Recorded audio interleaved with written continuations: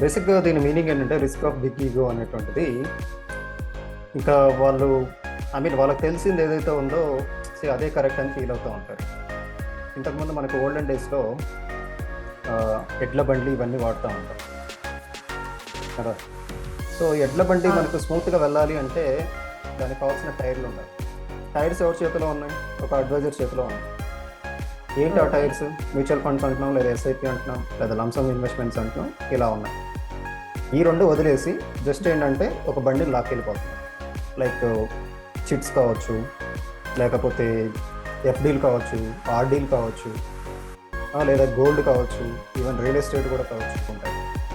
Okay. Even మనం చిన్న చిన్న అమౌంట్స్‌తో అక్కడ ఇన్వెస్ట్‌మెంట్ చేయాలంటే అవ్వదు. మీరు ఏ చిన్న రియల్ ఎస్టేట్ తీసుకున్నా సరే. నమస్కారం అండి. నా పేరు లీలారాణి. ఇప్పటి వరకు సర్టిఫైడ్ ఫైనాన్షియల్ కన్సల్టెంట్ రమేష్ గారితో మ్యూచువల్ ఫండ్ గురించి వివిధ రకాలైన ఇన్ఫర్మేషన్స్ తెలుసుకుంటూ వచ్చాము. ఈరోజు ఇంకో కొత్త టాపిక్ గురించి డిస్కషన్ చేద్దాము. నమస్తే రమేష్ గారు. నమస్తే మేడం. నమస్తే. మన ప్రీవియస్ వీడియోస్‌కి రెస్పాన్స్ బాగుంది. ఆడియన్స్ కూడా బాగా రిసీవ్ చేసుకుంటున్నారు. థాంక్స్ అండి. ఈరోజు రిస్క్ ఆఫ్ బిగ్ ఇగో అని మీరు ఎక్కువగా ఈ సెంటెన్స్ యూజ్ చేస్తూ ఉంటారు. దీని గురించి మన ఆడియన్స్‌కి ఎక్స్‌ప్లెయిన్ చేయగలరా? సో, ఎక్కడో క్యాచ్ చేసినట్టున్నారు ఈ సెంటెన్స్ నేనెక్కడ వాడుతున్నాను అని. అవునండి. ఓకే.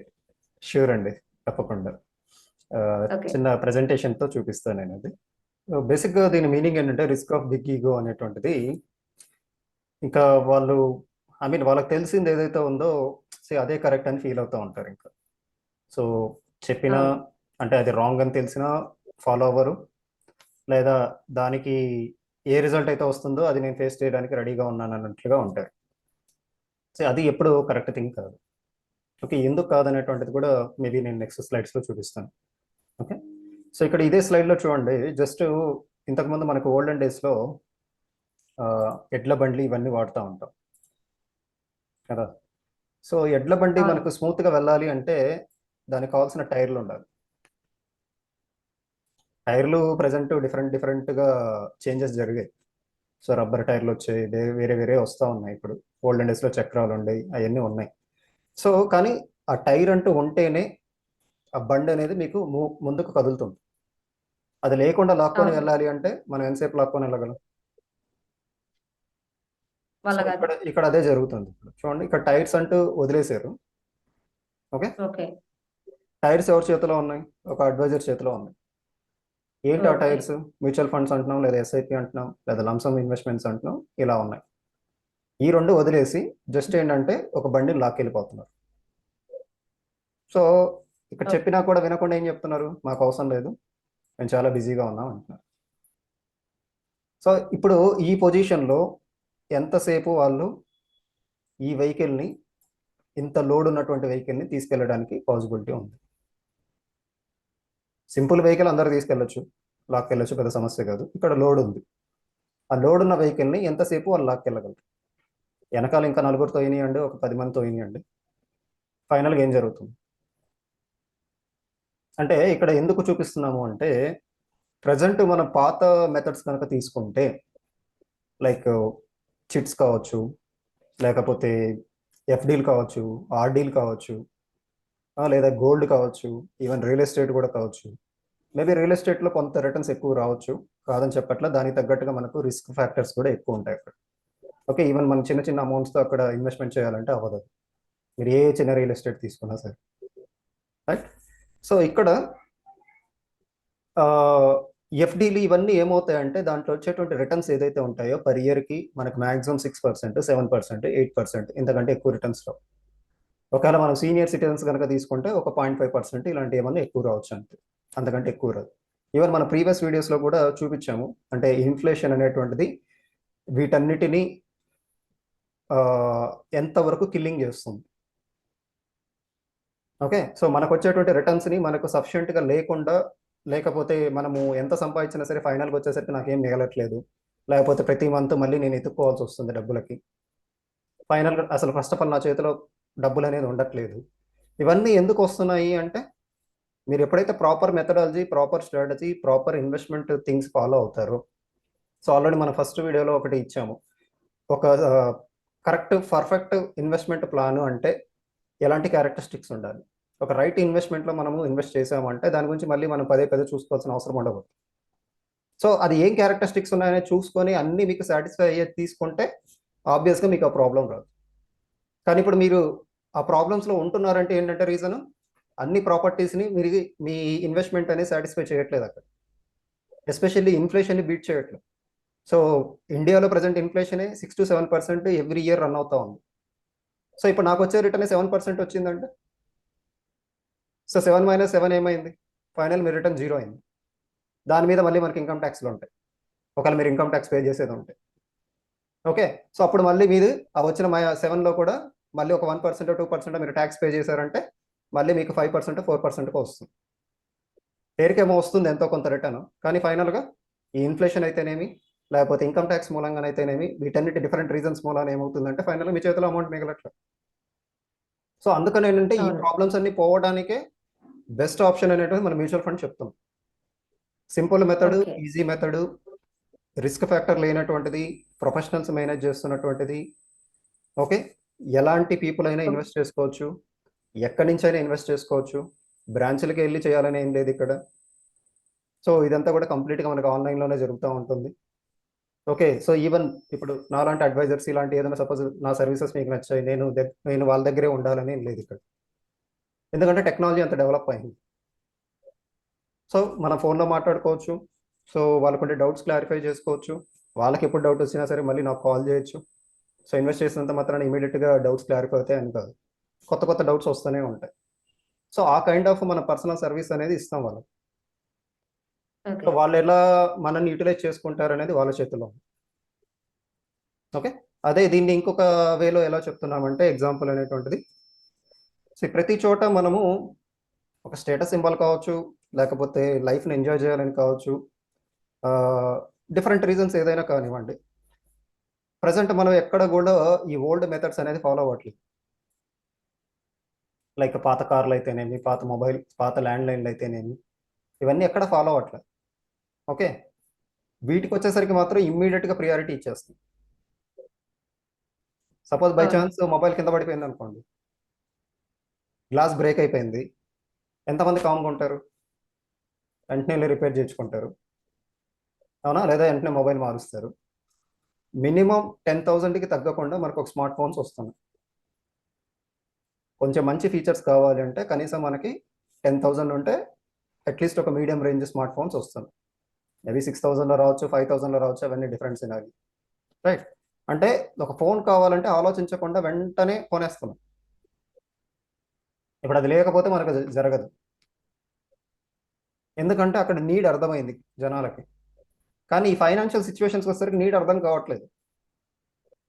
సో ఏం లాస్ అవుతుంది ఇక్కడ మనకి? నేనేదో ఎఫ్డీలో పెట్టేశాను లేదా ఆర్డీలో పెట్టేశాను, ఎంతో కొంత చేస్తున్నాను కదా అనుకుంటున్నారు ఇక్కడ. కానీ ఆ వచ్చే రిటర్న్స్ అనేటువంటిది మీకు ఎంతవరకు సరిపోతుంది? మీ రిటర్న్స్ అనేది ఇన్ఫ్లేషన్ బీట్ చేస్తున్నాయా? ఆ క్వశ్చన్ మీరు ఎప్పుడు చేసుకోవాలి.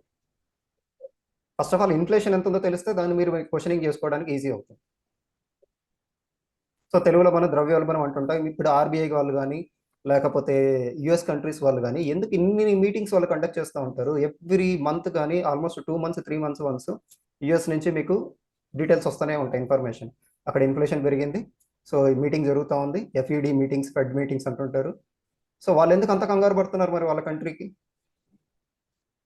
వరల్డ్ వైడ్లో ఉన్న టాప్ పొజిషన్లో ఉన్న ఎకానమీ ఈ ఇన్ఫ్లేషన్కి వాళ్ళు ఎందుకు భయపడుతున్నారు? మరి మనం ఎందుకు భయపడట్లేదు? అది చిన్న ఫ్యామిలీకా, పెద్ద ఫ్యామిలీకా, లేకపోతే కోటీశ్వర్లకా అనేది కాదండి. ఇన్ఫ్లేషన్ అనేది అందరికీ ఎఫెక్ట్ ఉంటుంది. అది ఎవరి రేంజ్కి తగ్గట్టుగా వాళ్ళకి ఆ డిఫరెన్స్ చూపిస్తుంది అంతే. ఇది నాకు సంబంధించింది కాదు, ఇది నా టాపిక్ కాదని వదిలేస్తే సో ఫర్దర్గా మీరే ప్రాబ్లం ఫేస్ చేయాలి. సో అందువల్ల ఏంటంటే ఒక ప్రాపర్ ఇన్వెస్ట్మెంట్ స్ట్రాటజీ అనేది తెలియాలి ఇక్కడ. అందుకని ఏంటంటే మీరు పాత పద్ధతులు పట్టుకొని కూర్చుంటే, సో ప్రజెంట్ మీరు ఎలాగైతే లైఫ్ నడుస్తుందో, ఎలాగైతే ఇబ్బంది పడుతున్నామో, అంటే కావాల్సిన టైంలో చేతిలో డబ్బులు లేకను, లేకపోతే వచ్చే డబ్బులు సరిపోకను, సో ఎలాగైతే ఇబ్బంది పడుతున్నామో మీకు ఫర్దర్ కూడా అలాగే నడుస్తుంది. వచ్చే కొద్దీ రేట్లు పెరిగాయే కానీ ఏది తగ్గేది కాదు. ఇన్ఫ్లేషన్ అనేటువంటి పెరిగేదే కానీ తగ్గేది కాదు. ఓకే, సో అవన్నీ మీకు కవర్ అవ్వాలి అంటే ఓన్లీ ఆప్షన్ ఇద్దాం మ్యూచువల్ ఫండ్స్. అది కూడా ఒక సర్టిఫైడ్ అడ్వైజర్స్ తోటి మీరు తీసుకోవాలి. మీకు సొంతంగా చేసే నాలెడ్జ్ ఉంటే ఫైన్, అంటే మీకు ఫైనాన్షియల్గా నాలెడ్జ్ ఉంది, ఆన్లైన్ ఎలా చెక్ చేసుకోవాలి, సో ఎలా ఇన్వెస్ట్ చేయాలి, ఎలా తీసుకోవాలి, ఇవన్నీ మీకు మంచి ఐడియా ఉంటే ఫైన్, అది మీరు తీసుకోవచ్చు, ఆ రిస్క్ అనేది మీరు తీసుకోవచ్చు. లేనప్పుడు ఏంటంటే ఇలా మాలాంటి అడ్వైజర్స్ దగ్గరికి వచ్చినప్పుడు సో మనం కరెక్ట్గా వాళ్ళ ప్లానింగ్ అనేటువంటి చూసుకొని వాళ్ళకి ఎలాంటి సూట్ అవుతాయనేటువంటి చూసుకొని దాన్ని బట్టి మనం సజెషన్ చేస్తాం కాబట్టి వాళ్ళకి ఫర్దర్గా ప్రాబ్లం అనేటువంటిది ఉండదన్నమాట. ఓకే, అలా అని చెప్పేసి గ్యారంటీ అని కాదు, మ్యూచువల్ ఫండ్స్కి ఎక్కడ గ్యారంటీ అనేటువంటిది ఇవ్వరు. ఈవెన్ మీరు ఏ అడ్వర్టైజ్మెంట్ చూసినా సరే, మీరు ఎంత పెద్ద హీరోనో లేకపోతే టెండూల్కర్ లాంటి స్పోర్ట్స్ మ్యాన్స్నో వీళ్ళందరినీ తీసుకున్నా మీకు లాస్ట్లో డిస్క్లైమర్ వస్తుంది, so mutual funds are subject to market risk, right? ఎందుకంటే అక్కడ రిస్క్ ఉంది కాబట్టి. ఓకే, ఎందుకంటే ఇక్కడ ఇండైరెక్ట్గా చేసేటువంటి థింగ్ ఏంటంటే మనం కంపెనీస్లో మనం ఇండైరెక్ట్గా పార్ట్నర్స్ అయిపోతాం. ఈవెన్ షేర్స్ అయినా చేసే పని అదే. అంతంత అమౌంట్స్ ఎందుకు వస్తాయి అంటే మనం ఇండైరెక్ట్గా కంపెనీలో పార్ట్నర్ అవుతాం, స్లీపింగ్ పార్ట్నర్ అవుతాం జనరల్ లాంగ్వేజ్లో చెప్పాలి అంటే. అయితే బయట స్లీపింగ్ పార్ట్నర్స్ ఏంటంటే మీరు ఇయర్లీ వన్స్ ఎప్పుడో లెక్కలు చూసుకుంటారు, సో మీరు అక్కడి నుంచి బయటికి రావాలంటే అప్పుడు సెటిల్మెంట్లు చేసుకుంటారు. కానీ ఇక్కడ ఏంటంటే డైలీ క్యాలిక్యులేషన్స్ జరుగుతాయి కాబట్టి మీరు ఎనీ మూమెంట్ ఎప్పుడు బయటికి వెళ్ళాలనే వెళ్ళిపోవచ్చు, ఆ రోజు ఉండేటువంటి వాల్యూస్ చూసేసుకొని మీరు బయటకు వచ్చేస్తారు అంతే. Just active partner, sleeping partners అంతే. కాకపోతే మీరు బిజినెస్లో ఇండైరెక్ట్గా పార్ట్నర్స్ అవుతున్నారు ఇక్కడ. ఓకే, అందుమూలన మనకు అంత రిటర్న్స్ వస్తున్నాయి ఇక్కడ, సో అది మనం తెలుసుకోగలగాలి. కాకపోతే ఏంటంటే మనం డైరెక్ట్ ఇన్వాల్వ్ అవ్వకుండా సో ప్రొఫెషనల్స్ హెల్ప్ ద్వారా ఏంటంటే ఈ మ్యూచువల్ ఫండ్స్ ద్వారా మంచి మంచి కంపెనీస్లో మనకి ఇన్వెస్ట్ చేసేటువంటి ఆప్షన్ వస్తుంది కాబట్టి మనం ఎక్కువ రిటర్న్స్ తెచ్చుకోవడానికి మనకి ఇక్కడ స్కోప్ ఉంది. సో ఎప్పుడైతే మన ఈగోని వదిలేస్తామో ఇక్కడ నా పాత పద్ధతులే కరెక్ట్, ఆ టైంకి అది సెట్ అయ్యి కాదని చెప్పట్లే, అవి మంచివి కాదని చెప్పట్లే, ఆ టైంలో అది కరెక్ట్. ఇప్పుడు కూడా నేను ల్యాండ్ లైన్ వాడతానంటే వాడొద్దని కరెక్ట్ ఎవరు డిసిషన్ చెప్పట్లే, కదా. ఎవరు ఆపట్లేదు, రైట్? ఒకప్పుడు ల్యాండ్ లైన్లు ఎలా ఉన్నాయి, ఇప్పుడు ల్యాండ్ లైన్లు కూడా ఇంకా చాలా అడ్వాన్స్ టెక్నాలజీలో వచ్చాయి. ల్యాండ్ లైన్ వాడే వాళ్ళు ఉన్నారు, లేరని చెప్పట్లేదు, కానీ ఆ ఫోన్ షేప్ ఇవన్నీ ఎలా ఉన్నాయి, ఒకప్పుడు ఎలా ఉండేది. సో అక్కడేమో మనం ఫాస్ట్గా టెక్నాలజీని ఇవంతా అడాప్ట్ చేసుకోగలుగుతాం, ఏది మార్కెట్లో కొత్తది రావడం వలసే వెంటనే మనం వాడేయాలి. కానీ ఫైనాన్స్ వాటికి వచ్చేసరికి మాత్రం ఆ పని చేయాలి. సో అదేంటి, మీరు ఆ ఐటమ్స్ అన్నీ కూడా ఏది తీసుకున్నా సరే మీరు జనరల్గా ఎంత కాస్ట్లీ మొబైల్ తీసుకున్నా మ్యాక్సిమం 3 ఇయర్స్ వాడతారు లేదా 4 ఇయర్స్ వాడతారు, అంతకంటే అది ఎక్కువ లైఫ్ రాదు, రైట్? అలాంటి వాటికి మాత్రం బాగా ప్రియారిటీ ఇస్తాం. కానీ ఇక్కడ మన లైఫ్ లాంగ్ ఉండాల్సినటువంటి మనీ ఏదైతే ఉందో మన ఫ్యూచర్ ఫర్దర్గా ఎలాంటి స్ట్రగుల్ అవ్వకుండా, అది మనమే కావచ్చు లేకపోతే మన నెక్స్ట్ జనరేషన్ కావచ్చు, మన ఫ్యామిలీ మెంబర్స్ కావచ్చు, సో ఎవరికొరకు అక్కడ హెల్ప్ అవుతుంది. నేనుంటే నాకే హెల్ప్ ఓకే. అవ్వాలి అంటే అది అయ్యే పని కాదు. అది మీరు ఇనీషియల్ స్టేజ్ నుంచి ఎట్లా ప్లాన్ చేస్తున్నారు అనే దాని మీద డిపెండ్ అవుతుంది, మీరు కూడా సఫర్ అవ్వకుండా ఉండాలి అంటే, రైట్? సో ఇవన్నీ ఏంటంటే ఒక ఫైనాన్షియల్ అడ్వైజర్ తోటి మీరు కూర్చొని డిస్కస్ చేసినప్పుడు ఏంటంటే ఈ ఇష్యూస్ అనేటువంటి ఉండకుండా ఒక ఫైనాన్షియల్ ఫ్రీడమ్ అనేటువంటిది మీకు ఆటోమేటిక్గా క్రియేట్ అవుతుంది.